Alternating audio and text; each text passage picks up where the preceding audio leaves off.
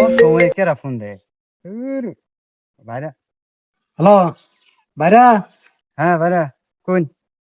এ কোন আন্নে বাড়িতে এটা দেবেন যে কি ভাই, কি বাজারে যাইয়া ভালো গরুর মাংস টাংস আছে নি, এটা ফ্রেশ থাকলে এটা আমার জানাইন ফোন দিয়া চালু করে।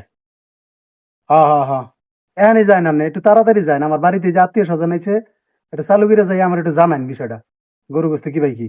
আচ্ছা, আমি গেতেছি, ফোন রাখুন। আচ্ছা আচ্ছা, ঠিক আছে। আরে শালা পাখির যন্ত্রণা তো ধান আবাদ করে খান যাবো না। হেস, হেস, হেস। শালা, এ বাইরে যাওয়ার আধা ঘন্টা আগে ফোন দিছাল, মাংসর কথা জিগাইলেন কি কম।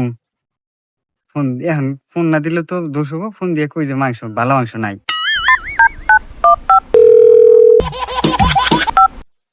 হ্যাঁ ভাইরা, হ্যাঁ ভাইরা, বাজারে তো আইসি, বাজারে তুই যে ভালো মাংস নাই, যে মাংস আছে ওই না খান যাবো না।